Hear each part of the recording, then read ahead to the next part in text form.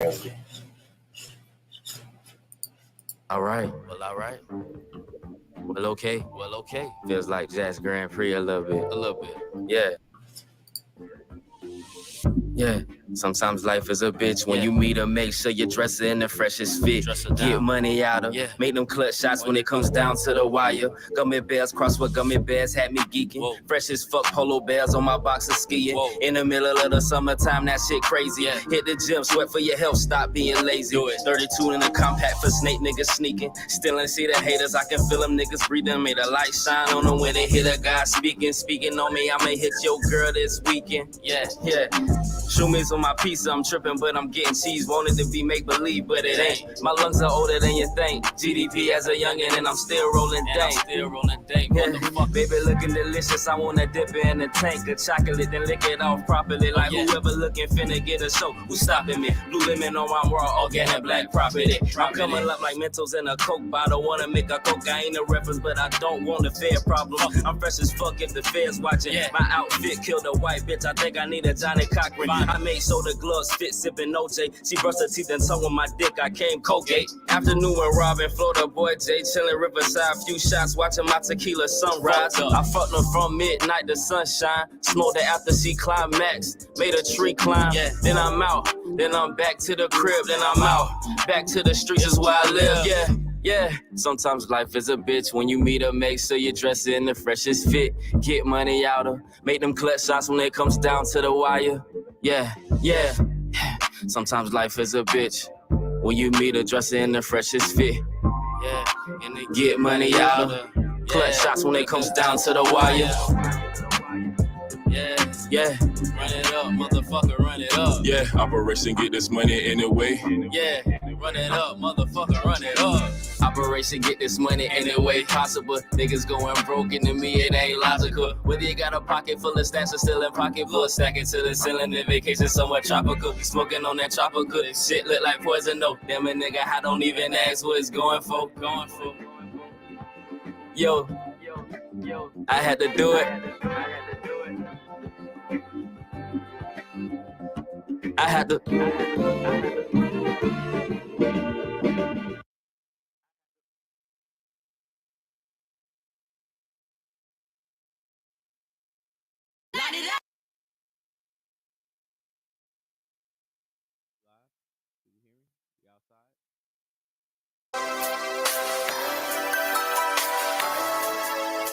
Yeah.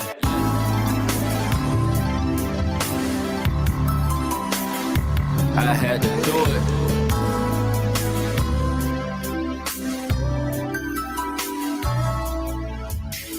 Operation get this money anyway.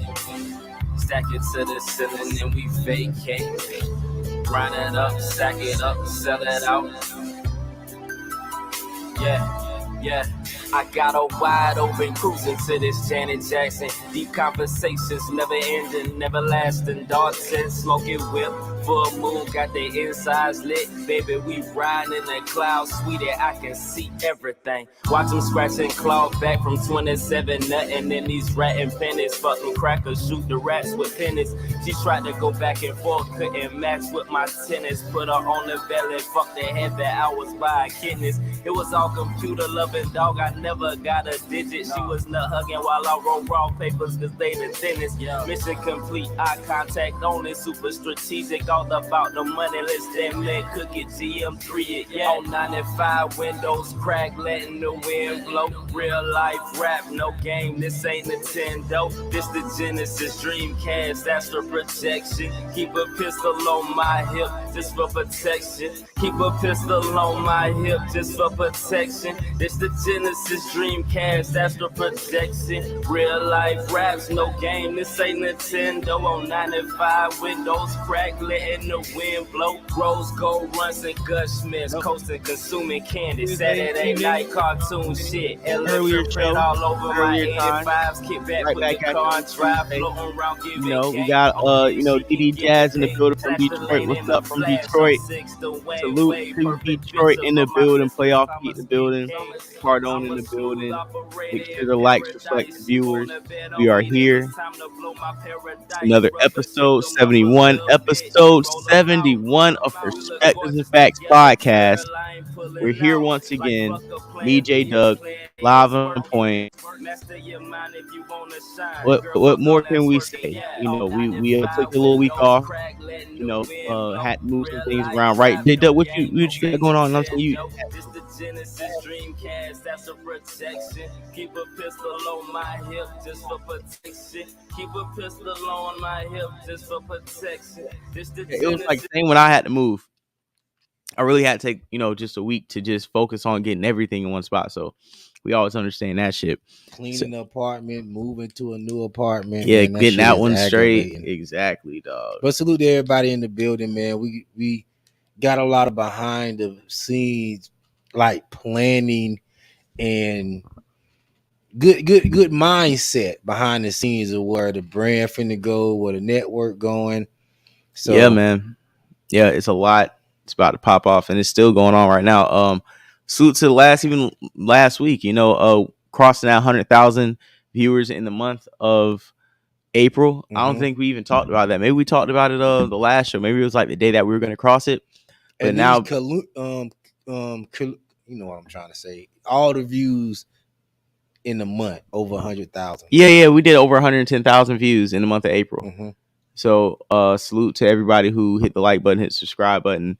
We were really racking up on that hip hop episode. We got around like 250, 260 views on that episode, but we did over 30,000 views, maybe 35,000 views on that content just being regurgitated through the shorts and through the clips.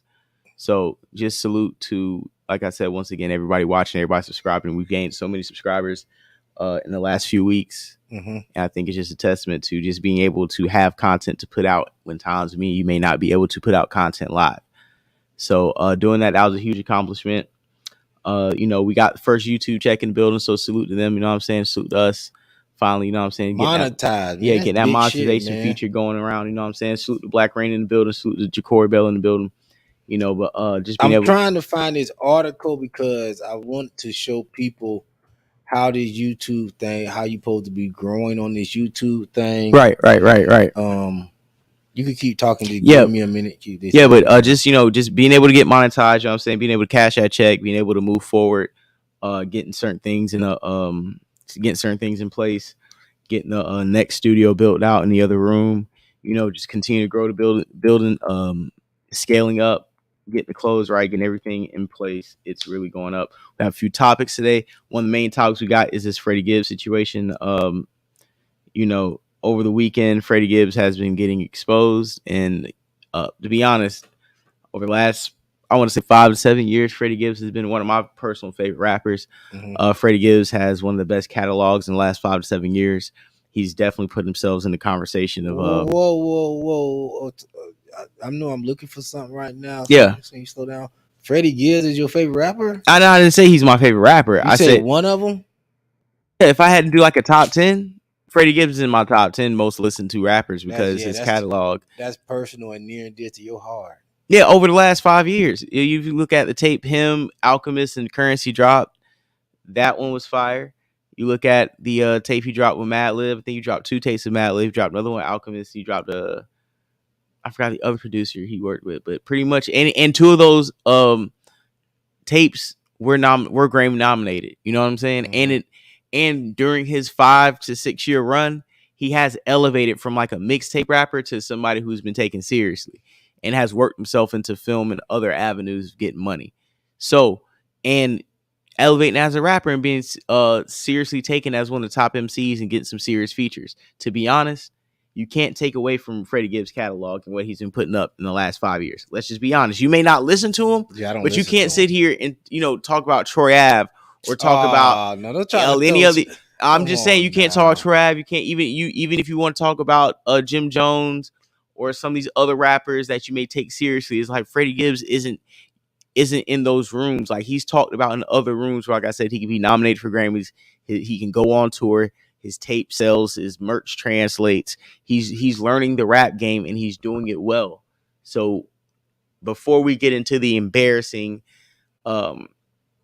career-threatening news that's been breaking from his new baby mom, right? The the pregnant sex worker, we have to, give him at least some type of balance. Don't you think we have to give you at least some type of balance before we go into such disgusting revelations? Well, Would you agree? I always thought Freddie Gibbs was kind of like just. Say it a little louder. What'd you say? I always thought Freddie Gibbs was trash to me, but I feel like I'm only aware of him because of the beef he had with Jeezy, of course, and Right. the beef he had with Akademiks. But far as like what I'm seeing from him now, the way he was moving with this woman, this porn star fit mommy, he on some sucker shit to me. But I could be wrong. I don't mean from what she's saying. This lady doing hardcore porn. Yes, she definitely is. And personally, I look at it in a way of, you like who you like, right? Especially when you're in the entertainment industry, you are going to have access to certain women, right? And most of the time, the women you have access to might have done sex work, might do sex work. You never know who you're going to run into these certain places, right? And that's not all the women you got access. No, that's not. It's not. I didn't say it was. I just said you have access to them, so you can actually make the decision to actually date these women or not, right? And there's nothing wrong with dating a woman that's doing sex work, but the porn she was doing, hardcore porn. That's exactly. Like shit. she goes to work and then she comes back and you have sex with her, right? Come home with your butthole bust open. But listen, from an anal scene. Listen, that's what she probably does. Salute to Jamel in the building. Hit that like button. Salute Black Wallow in the building. Melrose in the building. It's very embarrassing, and I think this is the point. Thank you, Shakira. That's what I was trying to say, but I feel like people, I feel like niggas don't understand. You gotta give a softball. Okay, so first of all, a lot of niggas don't have access to hoes to be cuffed in the first place, right? Second of all, the hoes don't really be wanting the niggas who talking about we ain't cuffing hoes because you're not even in the position to cuff the hoe, right? So let's say that. So when you are in positions, that's why I started off with where you are in a rapper, you're in a prominent, well-known profession as Freddie Gibbs, you have access to certain women, right? And the access allows you to date these women seriously or have the option to or date them or don't date them. But you can definitely have relations with them.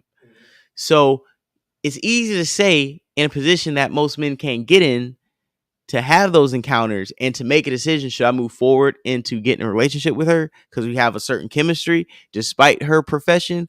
Or am I just going to be hard on hoes and stay on this pimping and just keep it moving?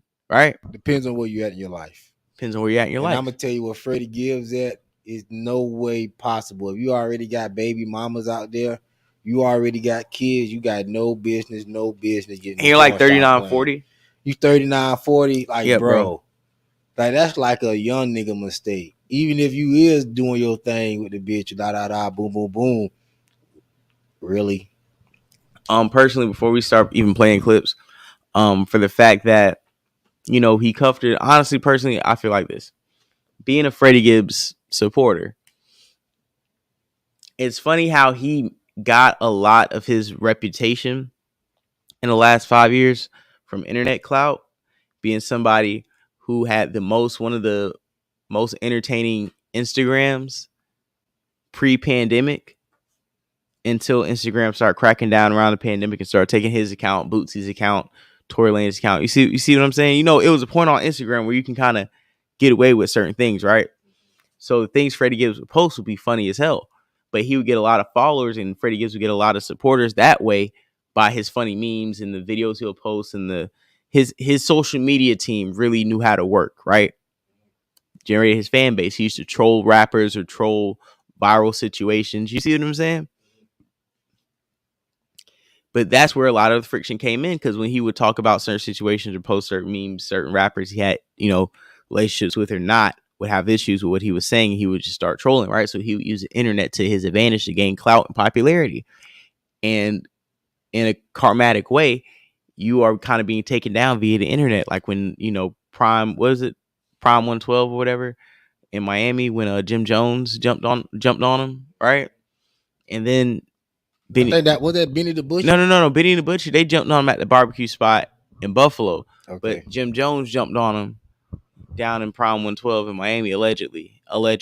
We're gonna, but most likely it happened. So it's like the news on him also gets broken on the internet. You see what I'm saying? Mm-hmm. And you start dating a sex worker, also internet clout attached, right? And then you fall out with her. Okay, the age gap is nothing really wrong with the age gap. It's just the age gap to the point where you're getting so lost that you're spreading cheeks on camera, right? Mm-hmm. And Freddie Gibbs, that's crazy. That's crazy. There's no reason why you need to be doing that on camera, being that comfortable with a girl. That's not like gangster. It's not P. It's not something you should even be doing or wanting a woman to have on camera to film you with. You know what I'm saying? And then not only that, if you know that's what she has on you, why aren't you doing right by her knowing that these things can come out? And it seems like all she really wanted was common decency, and you're being like super immature from what she's saying. Now, you control or not have a side to the story, because honestly, as long as you keep putting out, good bars, do people really care? But at the end of the day, social media and perception can also affect your pockets also. And the way people and a lot of rappers do lose their fan bases is when you do wrong by women, i.e. like what the baby did, right?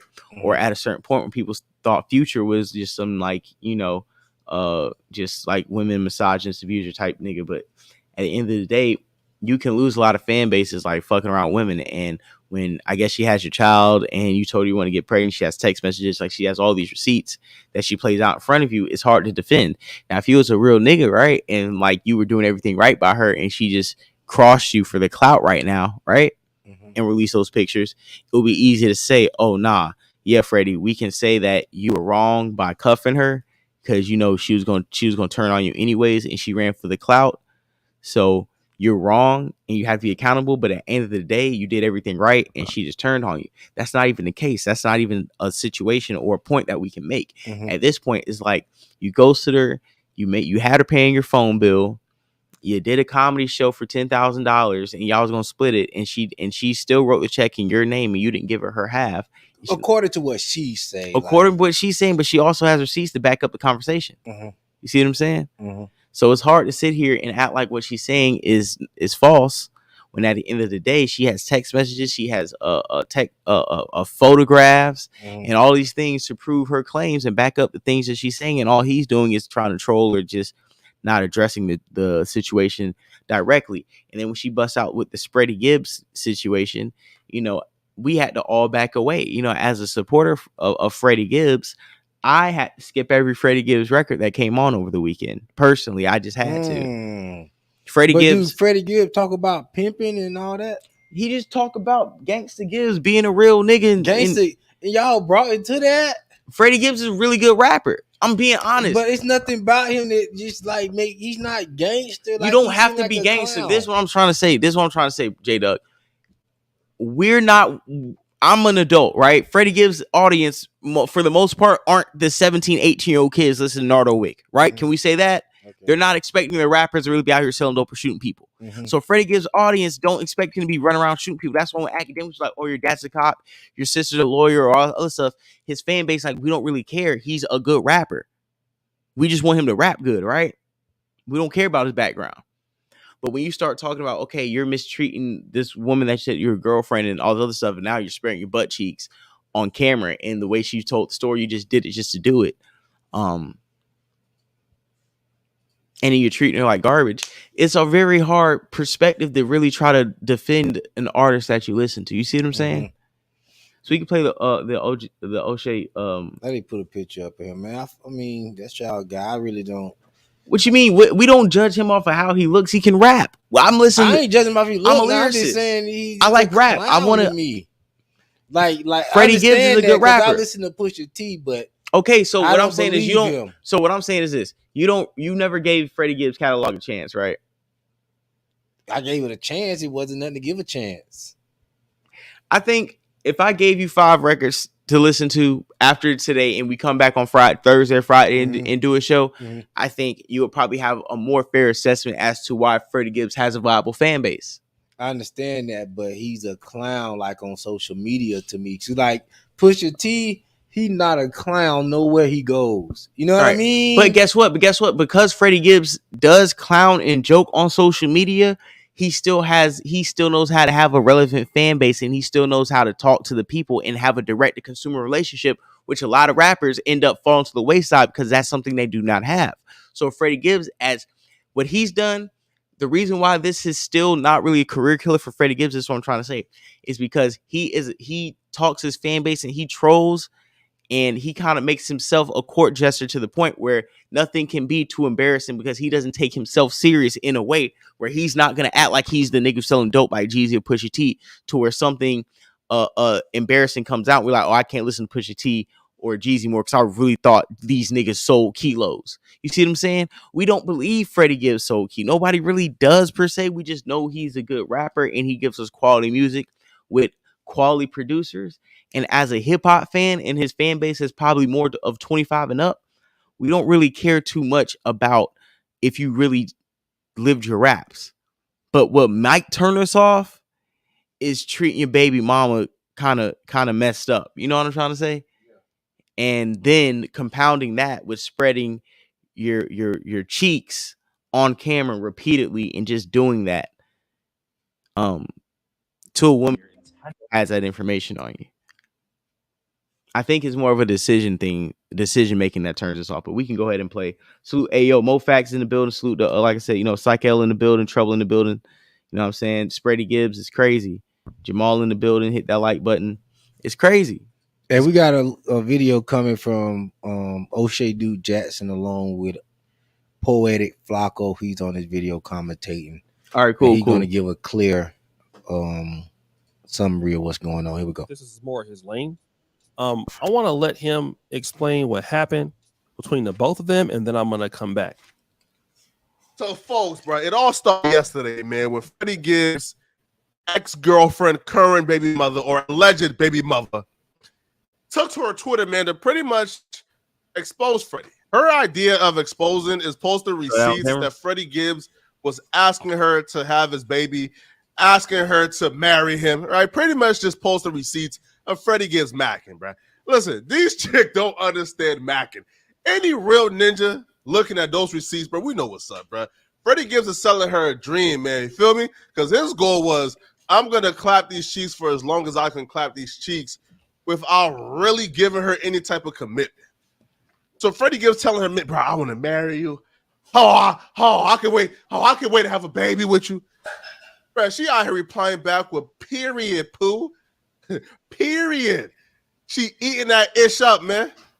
But one night Freddie Gibbs ain't pull out, the chick got pregnant. Freddie Gibbs like, hold up now, bro. I'm not ready for no kid, bro. You got to go to the clinic, man. You feel me? Here, go to the clinic. The chick took the money, went to the clinic. She thought she was earlier in her pregnancy than she, thought. But it turns out like her pregnancy was actually about like 6 months at the time. And that's why you can't get caught up that in it was having actually sex 6 months and it was not earlier. You can't she assumed. She said, bro, I can't go. And that's why, and they say he has 2 kids already. This is third. And I don't, because I'm not a father, right? So I'm not saying, not pulling out is always a bad thing, right? Because it's all decision making, and your relationship status may change from the time that you made that decision, right? So I'm not judging anything, but for the fact that if you like getting somebody pregnant that you really have no intentions on like being with for real, or just like continuously blasting off, and a woman you don't have any intention on being with, like that's like super like weird and juvenile. You know what I'm saying? Especially at the age that you are, like 30 and 40. You know what I'm saying? That's the thing that turns me off. It's like, yo, like if you don't plan on being with her, like why don't you just not do that? As somebody with no kids, right, and has access to attractive women, I don't like it. Like that's, you don't have to do that. You don't have to do that. You really do not have to blast off. No matter how fire it is, you do not have to blast off inside of a woman if you do not plan on being a father. You see what I'm saying? Mm-hmm. And then when you have kids, you kind of know how like difficult raising a child is, and then you just choose to just like, I don't know. Just once he started not texting her back, I guess, and not giving her money, and just totally excommunicating her, and now she has no choice but the clout chase. And what's name Benny the Butcher said he's gonna give her the chain back, and Akademiks said he's gonna name the kid. What's up? It's on some real 50 Cent level. You know what it is? What is it? Niggas really be depending on abortions and depending on Plan B, bro. That's what niggas think about when they busting a nut. Like, yo, I'm just gonna get a Plan B. She gonna take this Plan B. I'm good. Or I'm just gonna get an abortion if something pop up. She say she down with abortions, so we good. As long as we know ahead of time. You know what I mean? And then a nigga just be running through women, so they don't be remembering like, yo, I was drunk that night on a perk 30. Yeah, you do. Oh, I never on perk. Yeah, you do. Well, yeah, you do. But like I say, nigga be depending on the abortion game and the niggas are Plan B game. Niggas is tender meats. Niggas is tender meats. And you know what it is? And this is not to go on Ebony K Williams, not say you're average, but this is on some, this is on some pro tip, right? Free game. Don't ever get lost in the sauce. You know what I'm saying? You should never ever sit around and you're gonna do that and then depend on a woman to go get the abortion, to go get Plan B, especially the way the laws are being put down and enforced now. You know what I'm saying? It's more difficult than ever to get to actually have options after you blast off. You see what I'm saying? Mm-hmm. You don't know if somebody can actually carry full term. Mm-hmm. You see what I'm saying? You don't know if somebody's body is equipped to even do that. Mm-hmm. So, just being honest, man. Let me ask you a question. Yeah. Do you believe in vasectomies? I guess so. Would you get one? No, because I don't have any kids. There's no reason for me to do that. I make the right decisions. But I'm saying you for my life, not for everybody to say. Yeah, you 40 years old. Yeah. You may strike out. What do you mean, like have a kid? Yes. That's fine. I don't mind having a kid now. But I'm saying you already got kids. You don't want to. You already got your family structure. All right, yeah, but you guess might what? be out there still. But guess what? But this is what I'm saying. This is what I'm saying. You know why I'm like I really have low sympathy for that? Mm-hmm. Because when you are in the moment, right? Mm-hmm. You can always go. You can always leave. You can always pull out, right? You can always. You know what's about to happen. You can always pull out. Mm-hmm. So when you don't, that's a conscious decision you made not to do that. When are we as men going to talk about the accountability in those 15 to 35 seconds when you know the rocket ship is about to take orbit? How come as men, when we want to talk about accountability, right? And we want to talk about women don't know accountability, women don't want to have accountability conversations, women don't know how to spell accountability. When are men going to hold themselves accountable for the 15 to 35 seconds when they know the rocket launcher is about to go off and you decide to keep your gun in the holster? Why we act like that's just some point that we lose consciousness and wake up the next day with her telling us, hey, something's off. I threw up this morning. Why do we act like there's a blank moment between the time that you're in relations to the time that your gun's in the holster, but you're pulling the trigger? But like you say, some niggas don't mind having a baby. I'm talking about for the people that say, yo, this was a mistake. I'm like, yo, why the Freddie Gibbs of the world. Yeah, I'm like, why don't men consider vasectomies more? I know we got a lot of black men in the comments. My boy, you know why? USN say vasectomy are a part of the same eugenics plan. See, we got all these history spooks. No, but you know why? But this is why. Black people. But this is why. Like, you don't say, for me personally, if you ask me, am I for it? I don't mind it. Like, I'm not opposed to it, right? But I'm not going to sit here and like advocate for it. I'm not going to hold up a post to be like, yeah, these niggas need to get vasectomies because they're out here having too many kids. Like, that's not my stance. Because for the most part, when you have that stance of like, oh, this nigga out here have 6-7 kids, you're feeding to like the propaganda of talking points. You're not really looking at the reality of the situation. I'm looking at the reality of the people that I have around me, or the people you see on social media, the people that you know on a practical level who might have a kid or two, right? Mm-hmm. Might not want to be in the situation they have with the kid or two.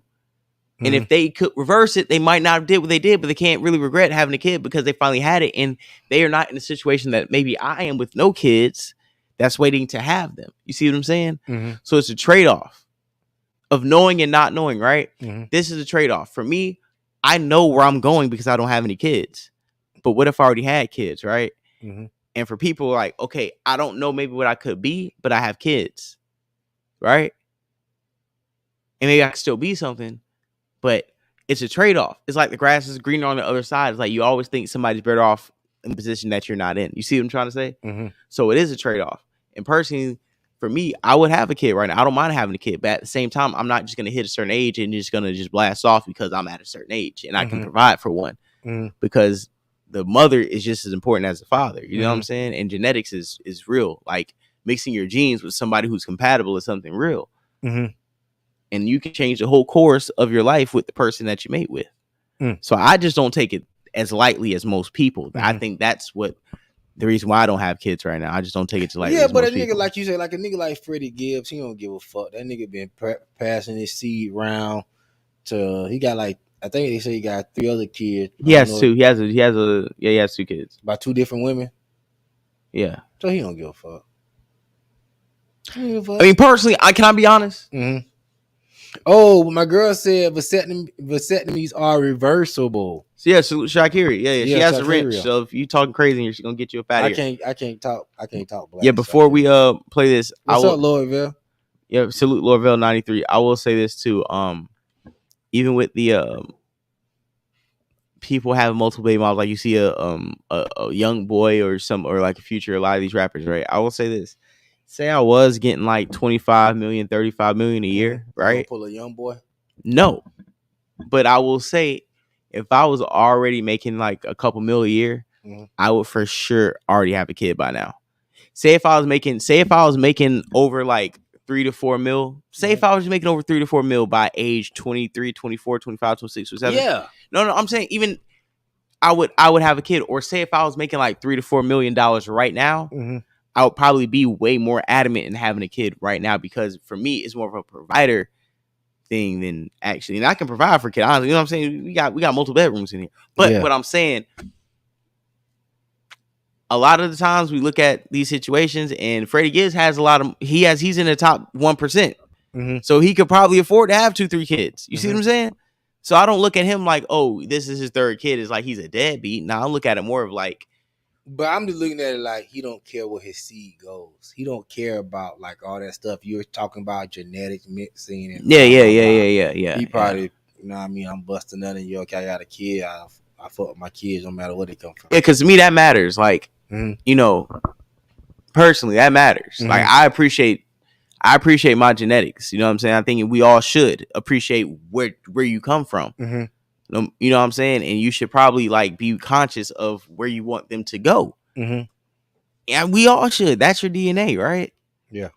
So let's go ahead and play this O'Shea Duke Jackson clip and hit the like button, subscribe, Gift Curse Podcast. See you in the building. Salute. Killer. The The craziest thing I've ever done is because at one point I had like 2 in my mouth at the same time. Wow. I looked so cute though. It was like a really good photo, a really good video. It looks so cute though. Thing I've ever done is because at one point and James Angel and Air Thugger. Mm-hmm. And the reason why I say it's the craziest thing I've ever done is because at one point I had like 2 in my mouth at the same time. Wow. I looked so cute though. It was like a really good photo, a really good video. But it was fun. I had a lot of fun. Adam and Lena were so nice. Mm-hmm. And I would definitely do it again. But it was crazy. That is crazy. It was crazy because it was just like everybody was on set just watching us. Like it was just another day in the life. That would mean that she would have been about 5 months pregnant, maybe 6 months pregnant, 5 months pregnant. Damn. Freddie, my dog, man. I hate it. Had to be him, bruh. What was she? Get to the O'Shea. So basically, clean. Because honestly, you know, salute Flacco, but you know, O'Shea, because he's older, you know what I'm saying? I know O'Shea has a more of a wider perspective of what we're actually looking at. A more polished, He He wider liked perspective. engaging in sexual intercourse with her, and maybe he might have even thought about being with her sometimes. But now you're mad that he don't, and I believe that he has even another baby on the way by somebody else, or like he's dealing with somebody else right now. The reality is that you're a porn star. I hate to say that, but that's probably what is the situation with him. You're a porn star. You heard the little shot that DJ Akademiks took at him, and it doesn't make her a bad person or anything like that. But the reality is that you admitted to shooting a scene at Adams 22's place with 2 things in your mouth, right? And at the time you were pregnant. What? So what? what kind of You did a scene with Adam 22 yeah, I think she was on Plug and another Talk. nigga, Plug Talk. and another person. 2 other niggas. Why are you pregnant? Why are you pregnant with? What? Hey, what did he name the baby? Penny Lou Gibbs or some shit like that? No, you seen when he named the baby some shit like Penny Hardaway, like he was gonna name nigga Penny Lou Gibbs. Who? Freddie Gibbs. No, I know. I saw an Akademiks offer her like $1 million to name the baby for him to let him name the baby. Yeah, I seen that shit. And before we play the clip, you know what I'm saying, we all gotta do a drip shot. Let me show y'all. You know what I'm saying, we got new Warren Lotus drip. Let's get it in. Kansas. This is the Warren Lotus NCAA collab. This is the Kansas Jayhawk. You know what I'm saying? We got, you know what I'm saying, with the, you know, showing y'all, you know what I'm saying, what time it is with the, you know how we doing it. So let's get back to this Freddie Gibbs and Caillou and Lil Bill story. Because both of these Caillou, the Caillou and Lil Bill love story. Because both of these bald head niggas probably was rubbing on each other's heads, smacking them bitches in the back. What's up? They probably had the same barber. I think he was trying to do a fake Kanye West get Amber Rose. Yeah. Oh, that's wild. I think so. Hey, all I know is don't trust light skinned bald head women. Don't trust. Yeah, you know. That's not no light skinned woman. That's a racially ambiguous. Ambiguous woman. Oh yeah, I don't know what she is. You see how I was trying to get that off? You said what? I said, see how I was trying to get that off? You say light skin? That's what I'm saying. I'm calling self accountability. That's what I'm saying. Light skin and gorilla, bro. Like, you can always tell she a black American, but she just light skin. Okay, but what I'm saying, Amber Rose was too, right? She racially ambiguous, right? Too. Okay, so my bad. I missed profile. Guess what? This what I'm saying though. Mm-hmm. Any woman with a shortcut got a certain type of bag. And you got to be prepared because, see, if you got a shortcut black woman, most likely she has a trunk behind her. You see what I'm saying? The thing about any woman who cuts her hair short is bold. She bad because she got bold. Everything. She don't need to worry about how she don't even need hair. She's serving face. She's serving ass. Just like her. Honestly, she's serving She don't need hair. Okay, so just like this girl, right? She has no hair and her face is good enough to not even notice she's bald, right? Yes. That's what I'm hard. saying. A lot of women can't do that. That's what I'm saying. You see what I'm saying? So if a woman, no women like that is just like they're like on the margin, they on the fringe. So what I'm saying is they rebellious. So what I'm saying is when you do approach a woman, you have a woman like that. Personally, they're bold. So what you trying to say is she don't need no hair, she don't need no nigga. No. That's not what I'm saying. What I'm saying is they're bold. What I'm saying they have a certain energy that they attract, and they have a certain spontaneous energy, some type of impulsive energy, Like she drove Freddie Gibbs to the point where he wanted to spread his cheeks on camera to her to bring her closer to him as if a sign of submission or some type of like, this is what's going on. What I'm saying is she's bald, bro. There's nothing. I'm not trying to, you know, what's it called? Miscategorize, but bald women, they're bold. Freddie Gibbs, why you know, she knows what she's doing. I'm not saying she turned this nigga onto this type of shit, but he got with her for a reason. This is what I understand. Bald women, you got to listen. If your chick's bald, you got to draw the line. Because a bald woman will take you to the limits. That's what it seems like with her, with Amber Rose, with most niggas who deal with bald headed women. They be taking these niggas to a different level. Guess who else? Who else? I'm gonna throw you a rant. Throw him. Jada Pinkett Smith. Jada Pinkett. Oh, nigga, you talking church right now, Florida boy Jay. Listen. And you just gave me a revelation. You own to something, nigga. I'm letting the Lord use me. I'm just a vessel for the message.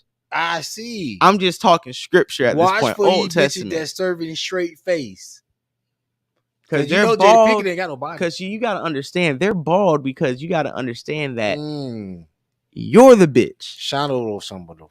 You know what I'm saying? You got to understand that you're the nigga wearing the wig. You see what I'm saying? You deal with a bald-headed woman, you have to be hyper masculine. You got to be slapping her upside the motherfucking head from the back. You got to be taking rubbing alcohol. Because you ain't got no head of pop. Yeah. Die out. You know what I'm saying? You got to be lining her up. You got to be her barber. You got to be edging her up. That bitch know you in control.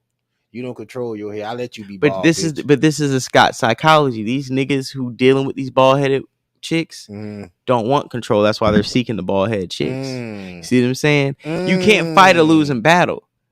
You can't convince niggas who already want to submit. So these niggas get with these bald-headed women. Like I said, the funny thing about it, the reason why I'm saying this is because Amber Rose nor this lady had any type of power or clout before these high prominent rappers dated them, right? They brought them up to prominence. Why is that? Why did you sell yourself out for somebody that has nothing to offer but sullying your name? You see what I'm saying? So we can get back to the old Say Do Jackson point. You said something there. You brought a good point out. I always say, watch bald head do lead to a fat, but this is what I'm saying though. A lot of niggas, and I said, and I said it before. This is my point though. When it comes to what we said, Kanye West with Amber Rose, Jada Pinkett and Will, and now Freddie Gibbs and old girl. You see beautiful bald-headed women emasculating black men. And all you need is 3 to prove your point. So you well overproved your point, bro. That's amazing. Amazing. Yeah, and you right about that. You totally right about that. I'm just saying. I always say watch out for women with tattoos on their chest too. But that's a whole nother story. I'm just saying I can't try to preach to niggas who already gone off the dope to try to get back. All these niggas seeked the bald-headed women to submit to and been emasculated in public spaces. And I'm not preaching to them. I'm not preaching to the nigga who's already sucking the glass pipe. I'm preaching to the nigga who has yet to make the decision to deal with a bald-headed woman and emasculate themselves for the point of love or the point of some type of gratification. You see what I'm saying? Some type of deviance. Freddie Gibbs went for her for a reason. You see what I'm saying? It was a lot of fine bald-headed women you probably could have approached. Bald-headed models. But you wanted her for a reason. See what I'm saying? And now that is slowly coming out because your character traits have sabotaged your relationship with your new baby mom. It's leaving us to a point of conversation. So let's go ahead and play this clip. Yeah, hey, the bag got different. I got different. I had to tell a nigga this weekend, listen, man, I'm not going to call you. We're not going to talk.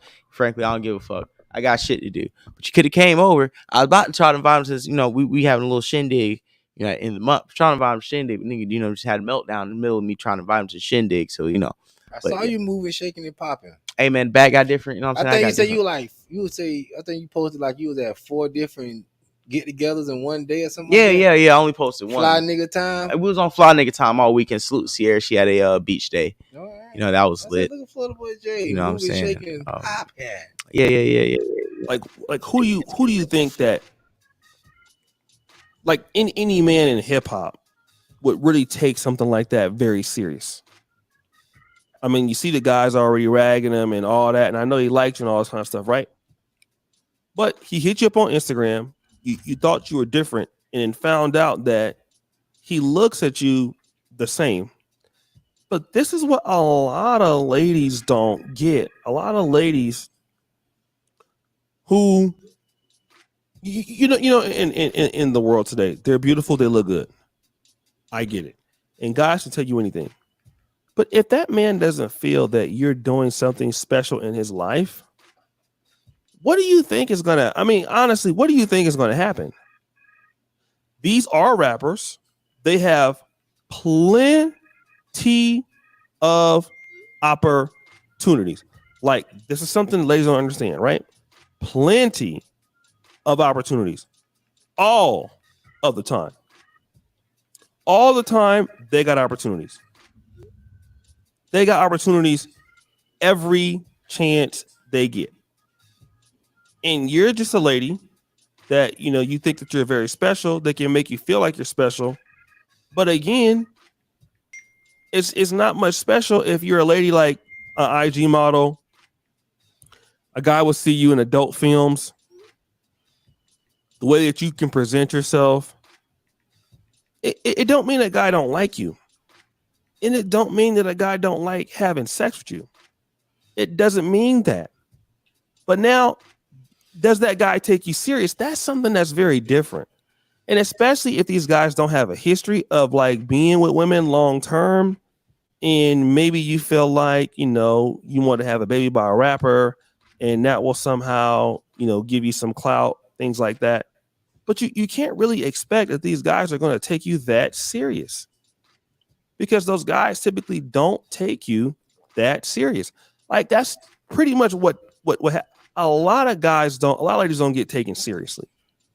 And they want to be taken seriously when you know that in the situation that you're probably in, it's not that serious. Like, that's what a lot of ladies don't want to get. Like, you're not serious in his eyes, but you are fun to be around. Those are two different concepts. And then when you find out that, he don't really love you like that, now you're mad. But did you play yourself? Did you really play yourself? Guys, what do you think? It's your boy, O'Shea Duke Jackson. Back at it again. Another episode of The Celebrity. So O'Shea's point sounds like was more of, because of her profession, guys aren't going to take her serious, right? And because of that is why Freddie Gibbs did what he did. Is that what his point is? See, I disagree with him. Mm-hmm. And I feel like O'Shea Duke Jackson is pandering to a male incel audience that doesn't have access to these types of women. So it's easy to say that you're not going to take her serious when you're not dealing with the situation that's parallel to the point that you're making. He already took her serious. You know what I'm saying? You got into a fight at a barbecue spot with her. You flying her to Europe. You're getting her a little Freddie Gibbs chain. She's paying your phone bills. You see what I'm saying? You're flying her parents out to Hawaii or wherever the hell y'all went. You see what I'm saying? You took her serious already. So you can't try to act like, oh, because he now after he got her pregnant, he dipped, that, oh, he didn't take her serious, she never took her serious. You can't say that. You see them, you kind of see what I'm saying, J Doug? I got you. Like, and they can't say you're not taking a girl serious, but you taking her to the Drake concert, or you took her to the Larry June concert. Can you though? Some women, even she said out of her mouth, yeah. The only time we had a good time was when we were drunk. But listen, some you can say that. Want to come around just when it's time. But listen, that's true. Get wild. That would be plausible if you didn't post her as your girlfriend and y'all weren't having a public internet relationship. I follow you. Okay. You see what I'm saying? And building clout off each other. That's as serious as you're going to make it, especially at y'all two professions. Mm-hmm. That's pretty much a marriage. Mm-hmm.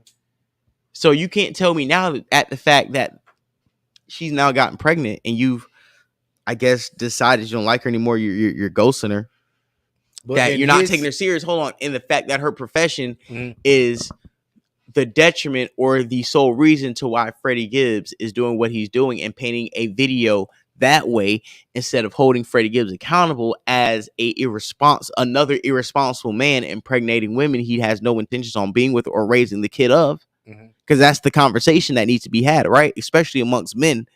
Don't you agree? Instead of what her profession is the reason why she's in the situation. I hear what you're saying, but it depends on what he think is serious. Because a lot of niggas might not take their social media serious. Every nigga who makes money off social media takes their social media serious. So where are we going after that? It depends. Some nigga make money. Freddie Gibbs make money off trolling. He makes money off trolling, but as many girls as you've probably sleeping with, you have publicly cuffed this one. because he knew he could get clout off of it. But what we're saying is he's taking this one serious, right? Can we, when you impregnated her, you publicly displayed you're in a relationship with her. Can me and you both say that he cuffed her and he took her serious to an extent, right? I'm gonna say that. I'm gonna say yes. Okay, so if we can agree upon that, Mhm. I think we can agree upon the fact that an O'Shea Duke Jackson or somebody else would take her profession and use it as the reason as to why guys in general may not take her serious, knowing the fact that A, majority of men don't have access to her, and B, some of the men who do have access with her actually consider being in a relationship with her, i.e. Freddie Gibbs, to prove the point of concept, right? Mm-hmm. So you can't try to shame somebody who actually came up off the same logic that you're trying to speak against. Mm-hmm. On top of the fact that somebody actually went against what you said, who has prominence to cuff her, and then decided not to be responsible. And as men with platforms, instead of holding that man as Freddie Gibbs responsible for being irresponsible, we turn it back on the woman and try to hoe shame, knowing that most men like hoes. Right? All right. All right, next topic. Or did you want to play how she got pregnant from Akademiks? She got what from Akademiks? She explained how she got pregnant. Oh yeah, put it on full screen real quick. All right, I gotta grab something. While pregnant, I have done a little bit of content while pregnant. I didn't realize that there was a whole fucking genre for it. Oh, it is? Man, are you kidding? Like, I think I've made more money pregnant than I have ever made. Shit. And the reason why I'm doing it is because it's like, I know that my line of work is super untraditional, but like, It's also timely. It's also timely. You gotta strike while the iron's hot. Yeah, I planned to create a life with this person who completely ghosted me and is not supporting me in any way.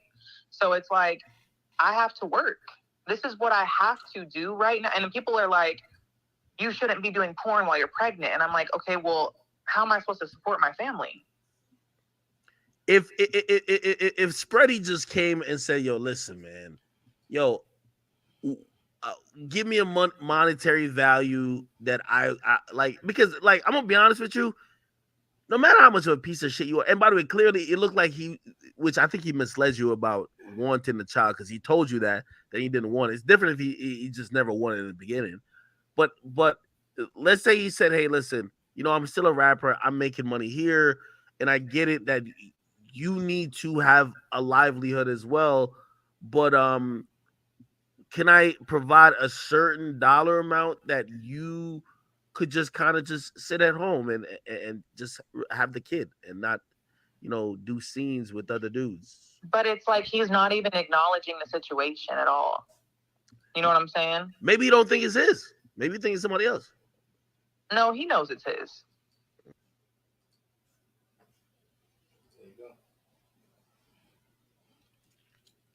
Yeah. So like I said before, the fact that you got in a relationship with her, you cuffed her, you took her on a promotional tour, you did a comedy show with her, had her paying your phone bill, met her family, took her overseas, told her you wanted a family, named your kid, what did it say, Penny Lou Gibbs? Knew what you wanted to name the baby because you told her you wanted to have a baby in the family with her. I don't know if you read the text messages, but there were text messages of him professing his love and professing the fact that he wanted to have a family with her and impregnate her with children, also going as far as to naming the child before he even impregnated her, right? Then she got pregnant with the child that he told her that he wanted to profess, and he actually manifested by speaking into existence and then going effort. You know what I'm saying? Putting forth the effort. You know what I'm saying? Well, they say faith without works is dead. He put faith and the work to it, right? And manifested a child, right? Right? Yeah. And then turn around and ghost her. So at this point, she can take it as far as she wants to go. As long as you don't acknowledge or make things right, she's going to take it as far as it's going to go, right? And as, like I said, a Freddie Gibbs supporter, as a listener, yeah, you know, you cool, but at the end of the day, you got to be accountable. And Akademiks is going to keep grinding the axe into the wound, because that's the type of nigga Akademiks is. So, I got a story I want to present. Here we go. This is a remind. So this is the black show tonight, J Duck. It's a black show, FBA segment. This is the foundational Black American Black News. You know what I'm saying? AK, you know what I'm saying? This is what TJ Holmes and Don Lemon need to do. Mm-hmm. They need to get go on live on YouTube and start telling y'all niggas what's going on with black people. You feel me? So at the end of the day, let's go ahead. Tariq Nasheed was at the California reparations hearing, right? Mm-hmm. And apparently they granted some money, right? They approved a number for each citizen, right? It wasn't over 200,000. No, 200,000. I think it was 2,000. You trying to bring it down to 2,000 a month payments, but what I'm saying was they got approved for a good lump sum. I think of it money was 1.2 million per each citizen, right? Or something. No, I don't think it was for per each. Well, we'll get into it. But Tariq Nasheed showed up to the California Reparation Task Force meeting, right, in Oakland, and let's go ahead and play the clip, see what's going on. All right, now this Tariq Nasheed FBA Babble speech. Here we go. Much respect to all the brothers and sisters here in the Bay Area. First of all, I want to make 3 quick points about reparations and then let our other brothers and sisters speak. First thing, we have to understand we have to focus and keep the emphasis on it being lineage based. The problem is we see a lot of trick bag language being mixed into it where it opens the floor for other groups to come in and undermine us. Reparations in the form of lineage-based compensation is not a compensation for racism. Let's be very clear. If we open the door to racism, Hispanics can come in, Asians can come in, Middle Eastern people can come in. It will become affirmative action again where we are left holding the crumbs and everybody else is holding the cake. So we have to focus on the lineage-based reparations, especially the agreement that our foundational Black American lineage accrued out here in California. Why does nigga sound like he on a Twitter space, bro? This is a professional. No, stop. You know why I say stop? Because what you're doing is you're trying to shape a storyline and a narrative before we can actually objectively hear what he was saying. No, we hear what he's so saying. I want to hear. Like we need to hear. Hold on. We need to hear what he's saying. Thank you. Even Avo saying salute kind of fire. So we don't need you out here. You know, let's hear what he has to say. California, this was a state that allowed slavery. People say that this wasn't a slave state. There was informal slavery here. The only reason they made it a technicality to make slavery illegal in California, they didn't want the white wealthy slave owners back east coming here getting all the prime real estate. They had slavery out here. Our foundational Black American brothers and sisters and our ancestors were out here working enslaved. San Bernardino, California was a slave colony. There were slave colonies here around the Bay Area. We couldn't get out of slavery because they made it illegal for Black people to testify against white people. That's how they trick-bagged us up into slavery here. We have to be compensated for that. The second thing is we can't include all of these other groups with our reparations package. We hear a lot of Black and Native American. We hear a lot of Black and brown. That won't work either. All of these other groups, they've been compensated. Every single group besides foundational Black Americans has been compensated. White slave owners were compensated. White immigrants in the 1800s were compensated with the Homestead Act. Okay. Thank you so much for your comments this morning. And next, thank you. Listen, paying 14. Okay, so from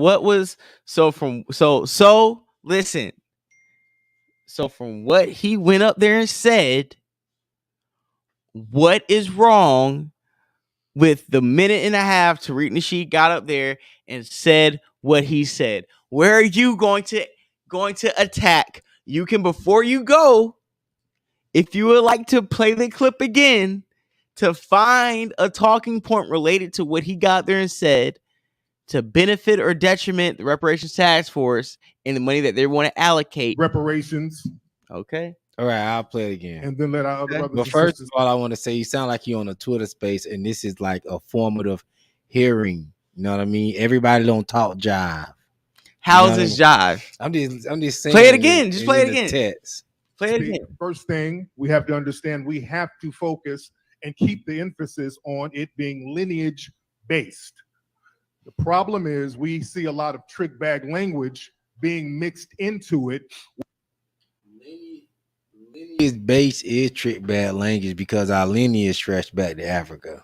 Okay, so now you're finding a point where Tariq Nasheed has a valid talking space, right?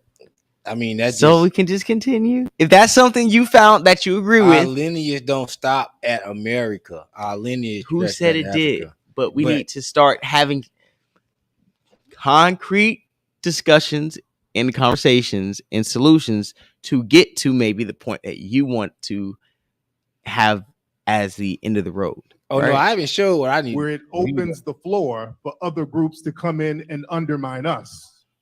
Reparations in the form of lineage-based compensation is not a compensation for racism. Let's be very clear. If we open the door to racism, Hispanics can come in, Asians can come in, Middle Eastern people can come in. It will become affirmative action again, where we are left holding the crumbs and everybody else is holding the cake. So we have to focus on the lineage-based reparations, especially the agreement that our foundational Black American lineage accrued out here in California. In California, this was a state that allowed slavery.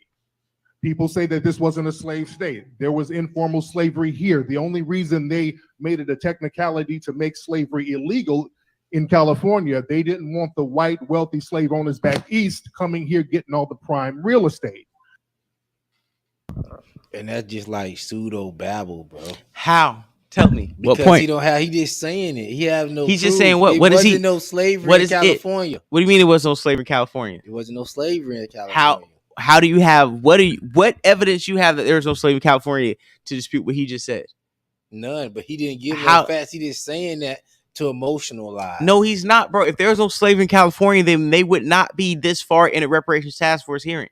They're the furthest of any state in the country. It wasn't no legal slavery in California. I would say that. If there was not a tangible amount of slavery going on in California, they wouldn't be this far in the reparations task force to actually talk about a figure to allocate to descendants of Black American slaves. Would you say that? No. So you're saying that there were no slaves or no structural slavery enough. They'll still be keeping this mess going because they're trying to get Democratic support.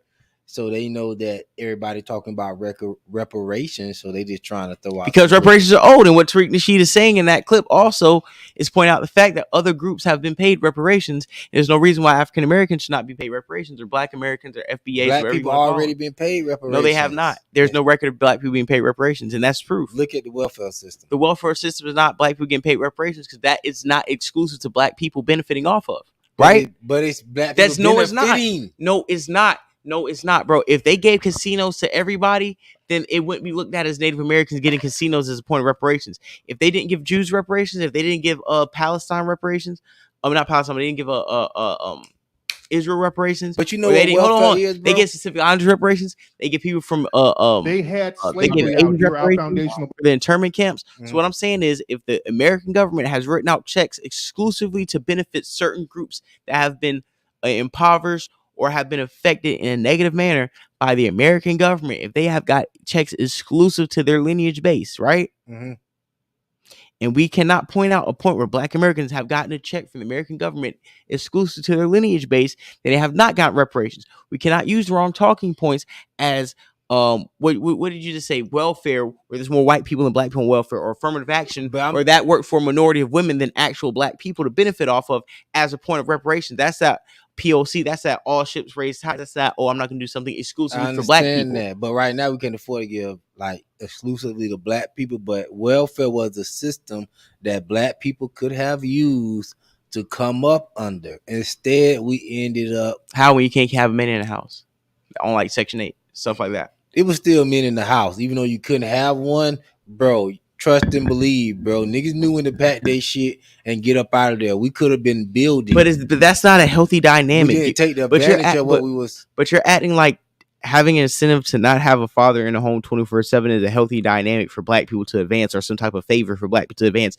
It's like you're trying to use a structural disadvantage as a token for black people to be at the same point as everybody else. Well, if you had a man in the home, you shouldn't need welfare. But I'm just saying, if you happen to get it with a man in the home, it's a way you could have benefited that. Even if you just benefiting of, you say, bro, just babbling. Shut up, Apple.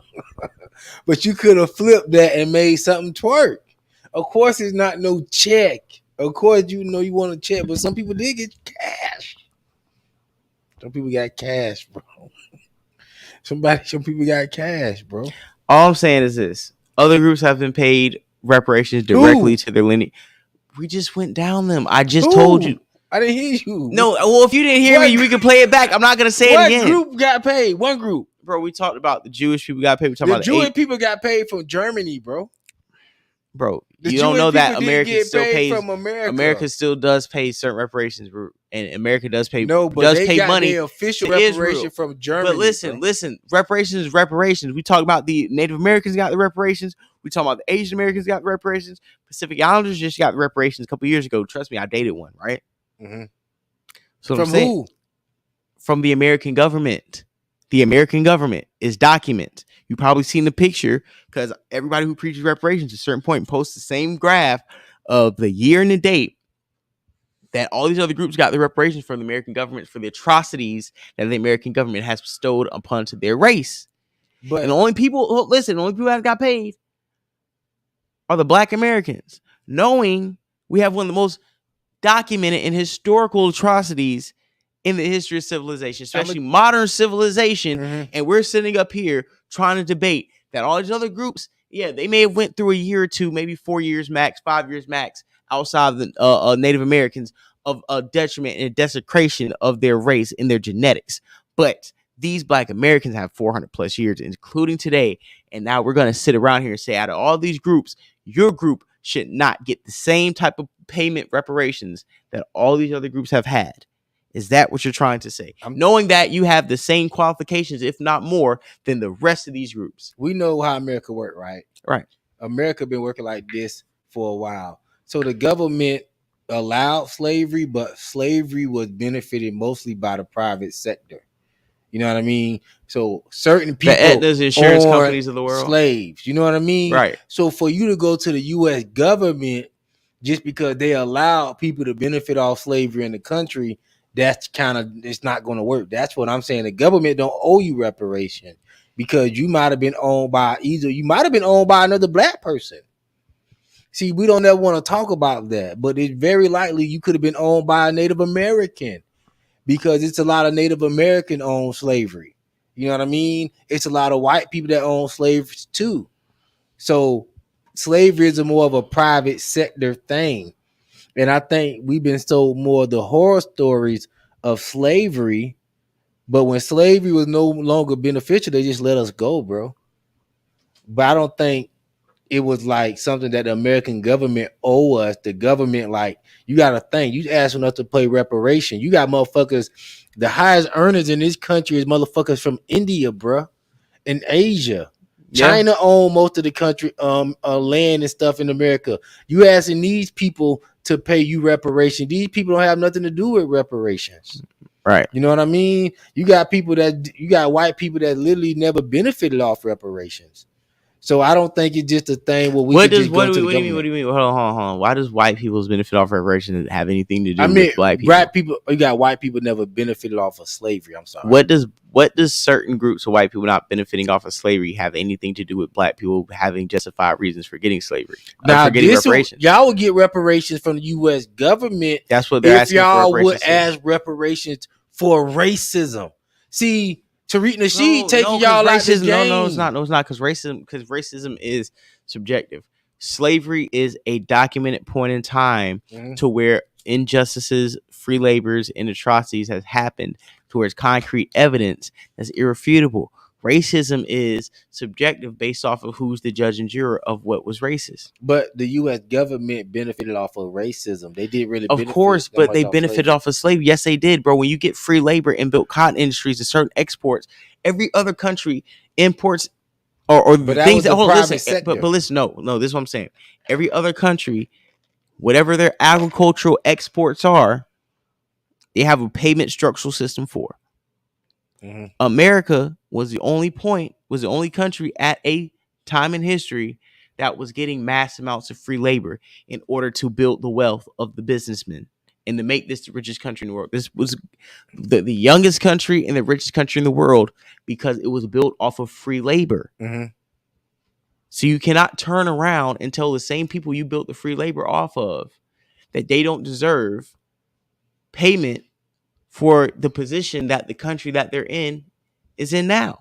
People who built the White House, fingerprints and handprints are still on Charleston, South Carolina walls and streets, are the same people you're telling me and everybody else don't deserve to be paid for the work that they put forth in America. The people then deserve to be paid. The people that's living now got all the opportunity in the world, don't deserve to be paid. That's what I'm saying. The people who actually did the work deserve it. The people that's here now, they still got the opportunity. You can't say that, bro, because you can't say that because the ancestors of the same people who got free labor are the same people that might be in charge now, or they really are in charge now. So they're benefiting off of their great granddaddy's actions, and I should be able to benefit off my great granddaddy's work because you're in the position you're in because of generational wealth. I'm in the position I'm in because of the deprivation of generational wealth accumulated by your people. So there should be some type of trade-off to put me in a balanced position based off of the hard labor that my people put on this same land. That is a fair trade. That is a fair discussion. If I did something for you, I should be fairly compensated.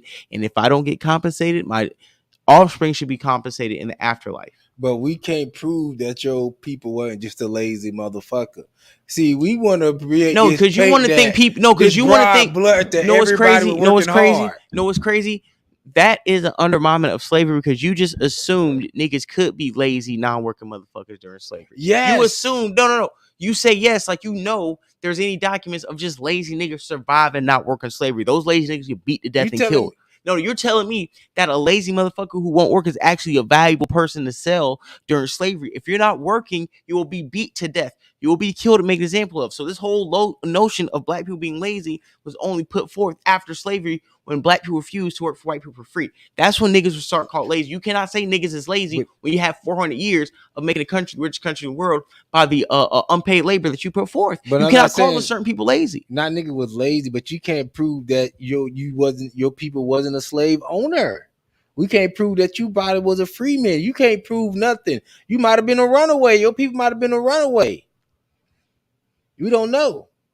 That's why I'm saying. Your people being a runaway, you still deserve to get reparations because you shouldn't be running away from slavery. You shouldn't be running away from slavery in the first place. Especially, you had American Revolution, this is a free country, free will of all these men, First, Second, Third Amendment, all this other shit. So what I'm trying to say is you cannot be trying to pull back the same points and narratives and what do we call these? But like I mission statements as a company. That's what I'm saying. Go ahead. The Jewish people, they got their reparation from Germany. The people who actually did the trauma. We need to be going to get our reparation from Africa. The people who actually benefited off of selling us. See, we want to be hyper focused on what's going on here. It's actually people that allow people. See, we like to make it like, we were kidnapped. No, bro. It was people that benefited off of us. You got people that was like Middle Eastern that was selling us, bro. Yes, bro. Yes, bro. We got sold, bro. We got sold. J-Dub. We got sold, bro. We got sold, right? By Africans. So what is that? What is that point saying that we got sold by other Africans? You're saying we should go to Africa, a place where they're disorganized, they're under rule by the same people we are, and we should be trying to get reparations from people who can't even give us reparations because their money is controlled by the same people we're trying to get reparations from. So you're saying go to the middleman to get paid directly by the white man. That's what you're saying. You're saying let the African man shortstop you, let the African man be the conduit to the white man's bank account to get you the money, and damn well I'm not trying to be xenophobic, but Africans are not formally known as being great businessmen and paying you out to a proper amount. Find yourself in the uphill battle. No, it's not, because you want to go. They sold you. Your people sold you. What you're telling us to do is go through a middleman. No, and what we're saying is we're going to go directly to the plug. Why are we going to go to the Africans when the Africans are owned by the British, the Portuguese, the Spanish, the Asians? So why am I going to people who have to go to somebody else to give me some money they don't even have. Because if they had it, these other countries wouldn't be in their land paying out to take over. That's right? like saying, that's like asking the government to pay for us twice. No, it's not. You're basically going to ask a nigga who already is loaning money from the same people to pay us. They can't even afford to keep these people out of their country, and you expect them to pay us some type of reparations. But they who's ultimately responsible. And on top of that, and then now you're asking to get paid in what? African Zimbabwe money, nigga? But if I'm telling you, you want to get paid in Zimbabwe money? That's what you're asking for, right? We have to hold the people. So you want to get? Let me ask you a question. So you want to get paid in Zimbabwe money or the American dollar? Let me ask you that question. I want the people to actually be held responsible to be held responsible. The people held responsible for slavery are the people who bought us and sold us. Why? They sold us. Thank you. Long as you stay with them too. It is those, but guess who got the money? And guess who's controlling the people who sold us? Mm-hmm. The people who bought us. So we have to go to the people who have the money to get the money. I'm not going to go through the middleman to get the plug. If your number is 17, but the plug is 13, well, I'm going to go to you. You get 17, you eating 4K off me, and I know that you might not even come back with the work. You might not even come back with the work. Listen, bro, they don't have to get money. You could protest. You could say, yo, Zimbabwe, whatever y'all sold us, y'all giving us X amount of land and do whatever we want to do as foundational Black Americans that was sold into slavery. We coming back and we're saying, y'all don't got the money, fine. But we taking all the land that we want until we satisfy the people. Why not do that?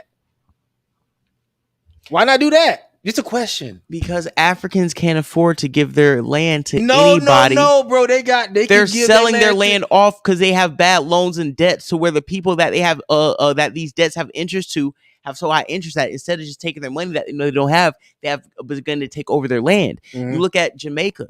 Look at some of these Caribbean islands that are being taken over by foreign countries, right? Mm-hmm. Because they are not financially structured enough to prevent these other countries by moving in and buying land at mass, right? So why are you going to go to these same countries and demand money they do not have because they have already taken out loans with foreign countries who have already came over to take over that same land that you're trying to tell you that you're trying to tell them that should be your birthright because they sold you. You're trying to go to a nigga who's going bankrupt to pay you money they don't have. So why don't go to the bank that already is their creditor and get the money directly from them, right? That would be the smart decision. I feel like we should be building as Black people from where we are. I feel like going back, trying to correct the wrong and just try to stop it white people, that shows hypocrisy because we were sold by other Black people and we got them same Black on Black atrocities happen now. Instead of trying to build from where we at, I don't think we should go back and try to benefit off of what our ancestors did in the form of money payment when we know really the US dollar is not really worth anything.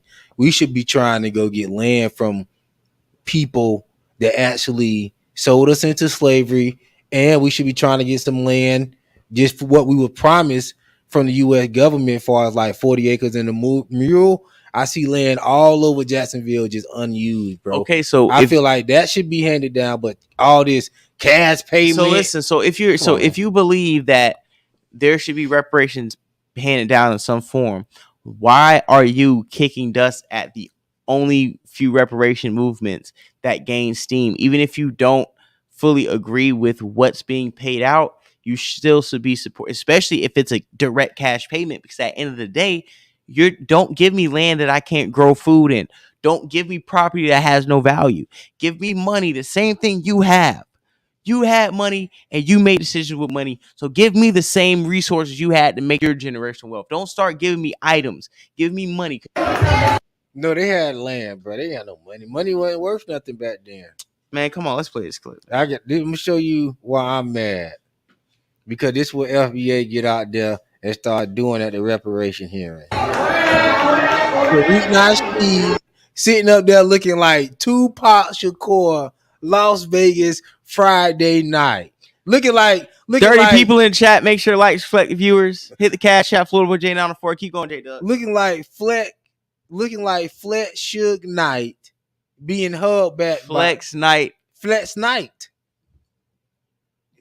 Beefing with some other Black people at the reparation hearing. And I want y'all to notice the white man sitting in the middle, just chilling. Can we blow this up? So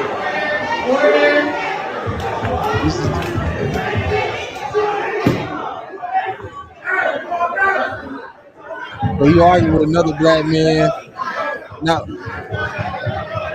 to be held back.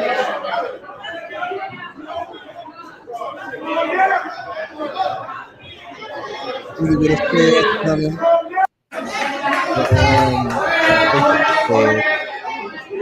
what they call them,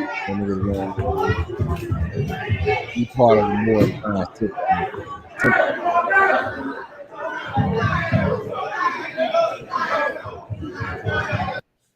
So we not serious about getting reparations, bro. Why? Because you get a clip of some niggas arguing with Tariq Nasheed. Yes. Where's your context of issues with? It don't matter. It don't even matter. Hey, yo. Hey, once again. Hey, listen. Who is this account? This is Avo. Yeah. Yo, I'm putting this user in timeout only because, like, I don't need you spamming the chat. Like, give other people times, you know. This is what I'm saying, bro. Opportunities to talk, man. Just like relax on the chat for a little bit. We're not gonna see no Asians at the hearing talking about money and they being there arguing. Why do you come? Why? So are Asians your standard of class? No, I'm just talking about it is a standard of class. That's what I'm saying. Is it more? Is it universal or is it? It's more universal. We all should know it. Okay, bad people did take away the class. That's what I'm saying. And then we. How do you know that? How do you know that nigga in the green shirt wasn't an agent that ran up on Tariq? And the person who's recording is not an agent who's filming the agent ran up on Tariq. Nah, bro. Now, what do you mean? I'm just asking the question. Tariq don't go nowhere, bro. So he quite convenient when he go out. Somebody running up on. So him, if somebody ran up on him, does that mean that they're running up on him for a justified reason, or they're running up on him for clout? How do you know the person that's not running up on him is not running up on him for clout? That's what I'm saying too. Like, because he said, because the people that was talking before, he said something before they got in a fight. Let me ask you a question: do you have context to why that guy entered? It don't matter. It does matter. Tariq blackity black. You shouldn't be arguing with no black people. What do you mean you shouldn't be so?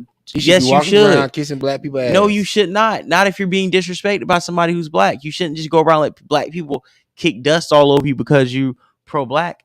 Nobody subscribes to that either. You can't be sitting here demanding reparations and let niggas talk to you crazy like you some punk either. So from what I've seen, I don't know why the guy rushed Tariq Nasheed. I feel like whatever Tariq Nasheed said up there was pretty, concise. It was short. It was sweet. It was to the point. And it was for reparations. So I don't understand why anybody who would also be for reparations, I heard what Tariq Nasheed said, would have an issue with him to the point where you had to address him in that aggressive manner. So when I see that, I don't discount anything Tariq Nasheed said or did when he brought himself to that reparations hearing. I more question who is the person who kicked up dust with him, and is that maybe somebody who's an agent, and was that supposedly on film to diminish the reparations movement after he said what he said?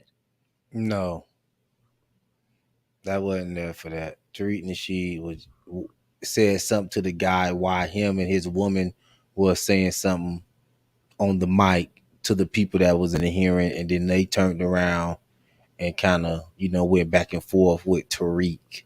The real video I saw, but I can't find that one right now. But it was just a mess, all type of confusion.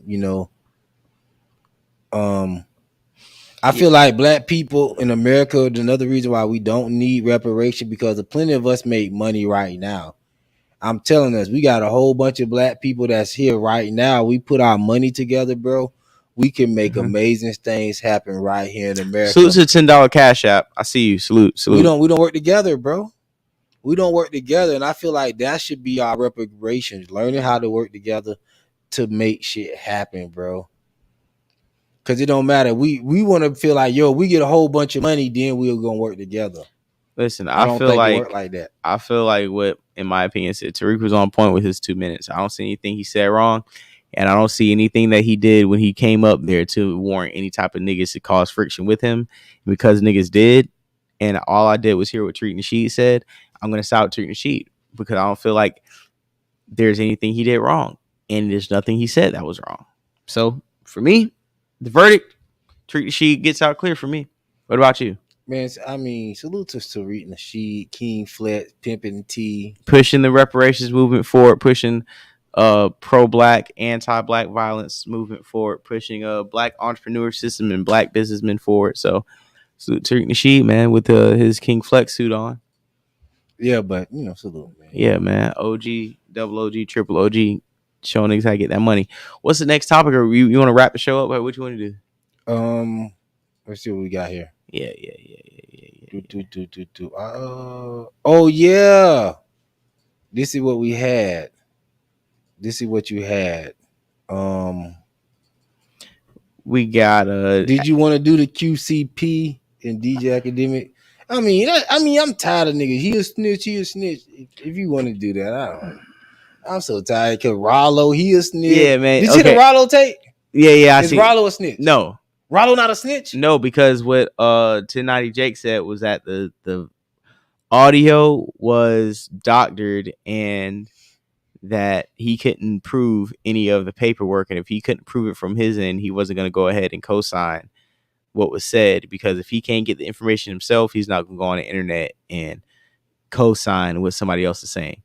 So from the Rollo point, that was already, I guess, pushed forward that Rollo was not a snitch. So Rollo cleared his allegations.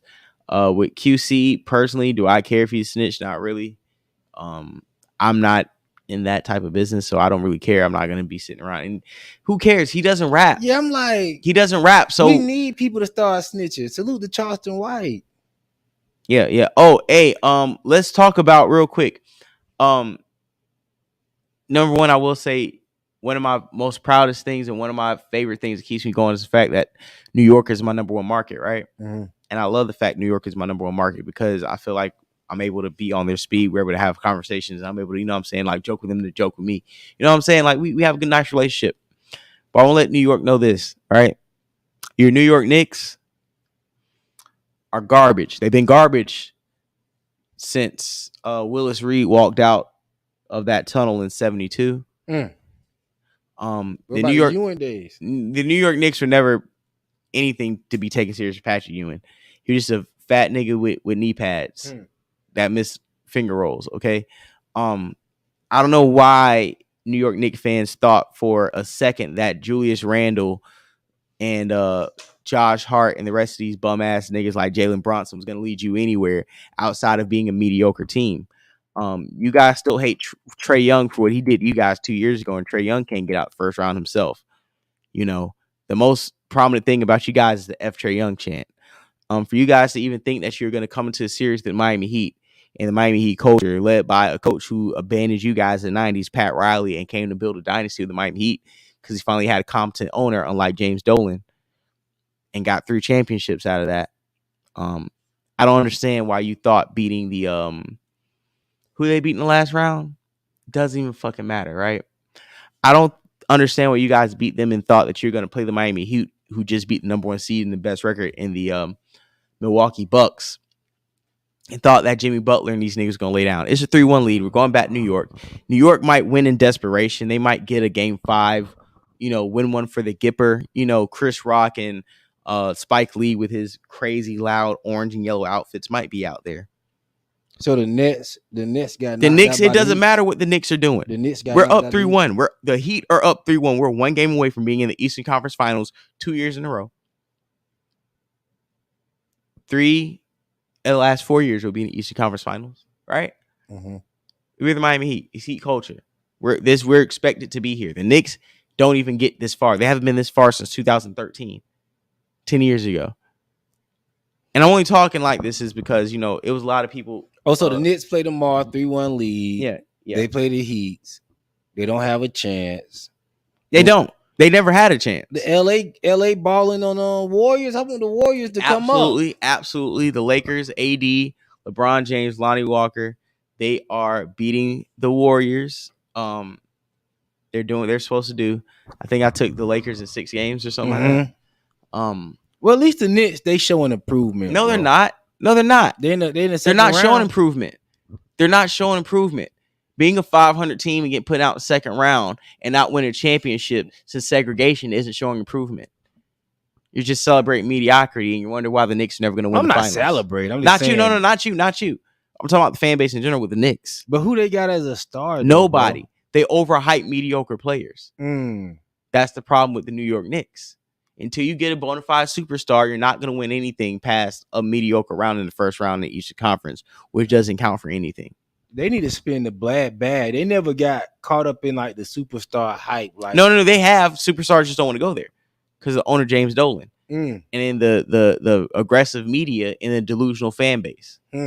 They rather do what LeBron James did and be like, let me go down to Miami, no state tax, year round good weather.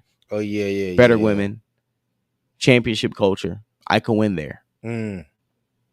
So I think so that's why they. So why did Kevin Durant? Why he rather play in Brooklyn than play in? Because nobody wants to play for the Garden in New York because New York don't have that clout. They might as well be the Cleveland Browns of the NBA. Because I know they got the money. All the money in the world and being the richest franchise outside of Los Angeles Lakers still cannot get you a marquee player because you don't have a history of winning. So, salute to the playoffs. Yeah, let's go wrap up the show. You know what I'm saying? I'm pretty sure we can pick up some of these topics on Thursday or Friday, right? Yeah, man. So once again, this Respect is Facts podcast, episode 72. Talked about Freddie Gibbs, Tariq Nasheed, some sports content. It was a really good episode. I really appreciate everybody who tapped in, you know what I'm saying, and subscribed and came in. We had like 30-something people watching at a certain point. It was really nice. I think coming in here a little earlier helps out too. Yeah. So I think if we're we talked about it. Yeah, you know what I'm saying? Coming in a little earlier and starting to, you know what I'm saying, promote and push the show days ahead so we can get more people who are subscribed and more people who are locked in and hit the notification button. So when we do go live, we have a set audience there. So Perspectives and Facts podcast, we've doing over 100 subscribers, 100,000 views a month. We're about to be at 3,200 subscribers. And we're growing. We're shooting off. The merch is going to be dropping by the end of the month, and we're doing our job. J. Doug, any final words? Anything you want to say to the people? Salute to Tasha K and DJ Vlad. They beefing now. Oh, hey, I heard that Cardi B took like $640 out of Tasha K's YouTube check. Salute to YouTube checks. Just got the first YouTube check. Salute to them. You know what I'm saying? Get that YouTube plaque, man. Yeah, get that YouTube platinum. You know what I'm saying? So you guys have a great night. Let's go ahead and cue that music, J. Doug. Man. We are out. Perspectives Facts podcast. Thank you guys for joining us Tuesday night. It was lit. Give me some goddamn chicken wings. And man, appreciate everybody for tuning in. Absolutely, man. Absolutely. This was an awesome show. I really appreciate everybody coming in. I can't wait to chat with like and share in. Yeah, hit that like button. You know what I'm saying? It helps with the algorithm. Makes your channel grow. Yeah. Sometimes life is a bitch. When you meet her, make sure you dress her in the freshest fit. Get money out of make them clutch shots when it comes down to the wire. Gummy bears, crossword gummy bears had me geeking. Fresh as fuck polo bears on my box of skiing. In the middle of the summertime, that shit crazy. Hit the gym, sweat for your health, stop being lazy. 32 in a compact for snake niggas sneaking. Still and see the haters, I can feel them niggas breathing. Made a light shine on them when they hear the guy speaking on me. I'ma hit your girl this weekend. Yeah.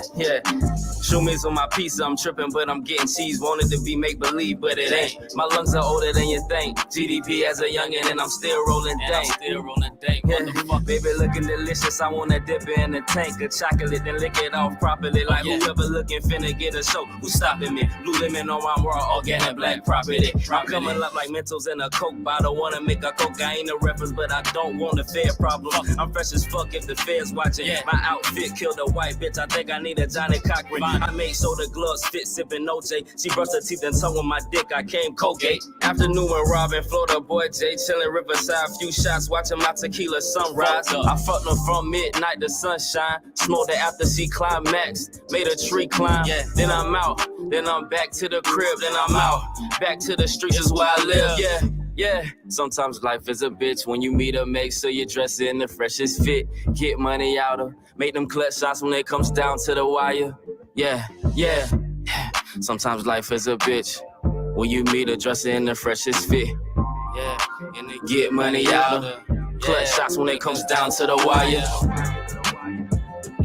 Yeah, Run it up, motherfucker, run it up. Yeah, Operation Get This Money Anyway. yeah, run it up, motherfucker, run it up. Operation get this money any way possible. Niggas going broke, and to me it ain't logical. Whether you got a pocket full of stacks or still in pocketbook, stack it to the ceiling. In vacation somewhat tropical, we smoking on that tropical. This shit look like poison though. Damn it, nigga, I don't even ask what it's going for. Yo, I had to do it.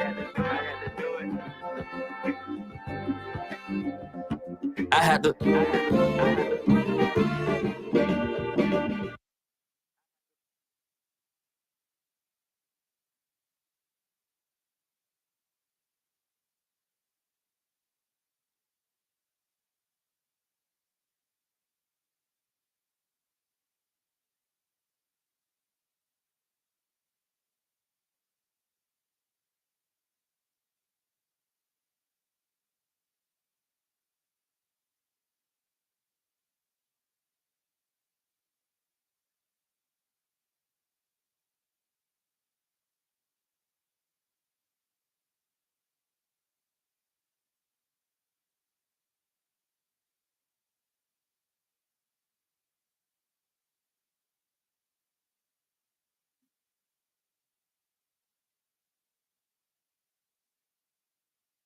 I'm Javi, and I got Botox Cosmetic. There was a particular photograph. The lines were so...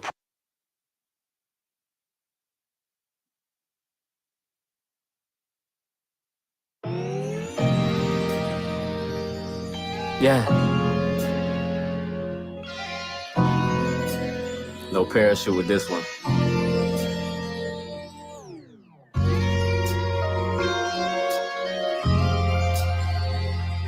Okay.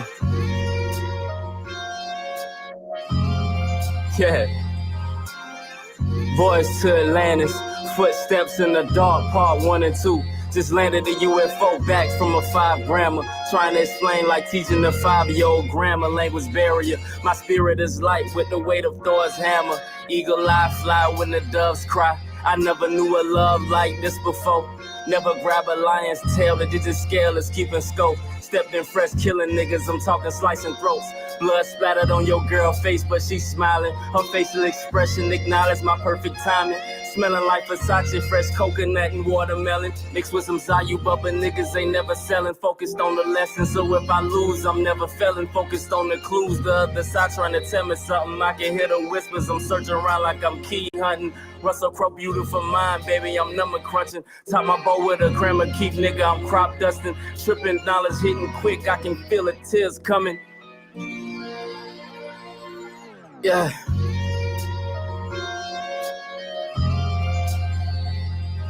Yeah.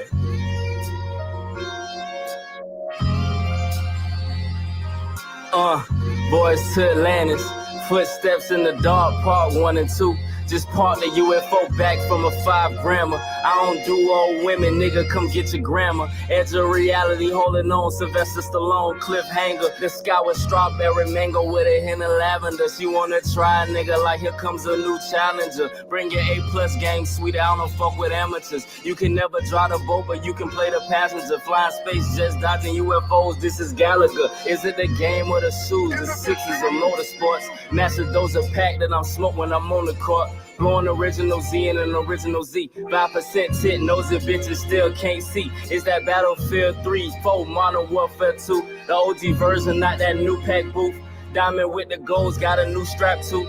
This for the hustlers keeping it G, making all the plays. Make sure you take a vacation to balance out the long days. Yay.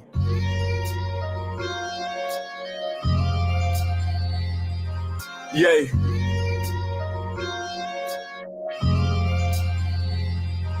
Yeah, another play, another day, another J.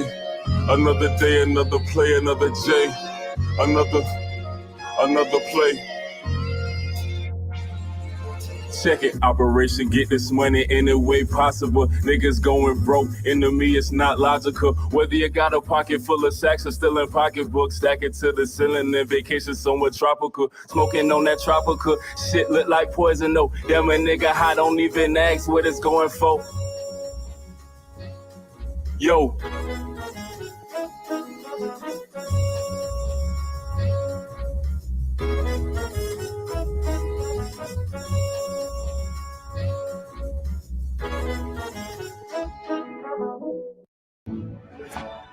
YouTube TV has no hidden.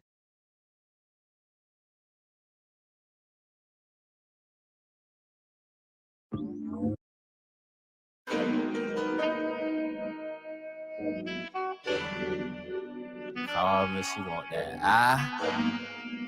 Finna drop that off and get back in these streets. Fuck it. I left her shaking in the season, now she pulling on my clothes. I gotta go. Come on, baby, I gotta go.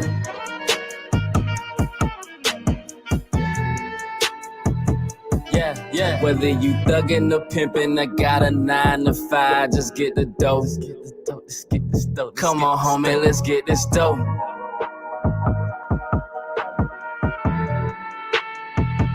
Yeah. Final Fantasy version of Cowboy Bebop. Hiding holler monkeys, chilling in Amazon treetops. The sun is shining, man, what a pretty day. It was a cool spring this year down here, what a breeze in May. I'm seasoned grilled salmon to a bitch, you niggas fish fillet. Don't be the guy laid up in pussy, missing a big pay. Either way, I'm a big macaroni with extra cheese. Banged your boo out, she made everything disappear. I call it make-believe. I left her shaking in the season, now she pulling on my clothes. I gotta go. Come on, baby, I gotta go. Come on, baby, I'm gonna go after this cash. I'll be right back to getting that ass. Yeah. Trust me, man. Give me a Whether second. You pimpin' or thuggin', I got a 9 to 5. Just get the dough. Come on, nigga, let's get this dough. Baby, stop pulling on my shirt. I just ironed this. I ain't got time to re-iron nothing. Yeah, for real. Chill out, man. I'm Spike Spiegel and Klaus Stripe on the same team. Might have to bend some rules and cross the line to get some green. Might have to paint the next whip Army Ranger green. Might have to make it wider than a skinny chick, Baby L dreams. I'm a sure thing like Reggie Miller coming off the screen. Ray Allen clutching the corner. Give me that game 7, please. Tony Parker spin cycle. A bitch then dunk it like Michael. You know you hit the right spot when she started hitting fight you. She look at you cause she know it's real. The warm up ain't even start, baby, you know I left her shaking in the season, now she pulling on my clothes. I gotta go. Come on, baby, I gotta go. Alright, I got my blunt, I got my lighter, I got my key. Baby, did you have my key, bitch? Whether you pimpin' or thuggin', I got a 9 to 5. Just get the dough. Come on, nigga, let's get this dough. Oh, now you wanna get off my pants, get off my... Baby, I'll be right back, I promise. Relax. I'm just going over here Operation get this money in the way. real quick. Counting up every day. Real quick. Stack it to the cinnamon, we vacate. Oh, you wanna cry now? Smoking out the greatest strains. I gotta go. Come on, baby, I gotta go.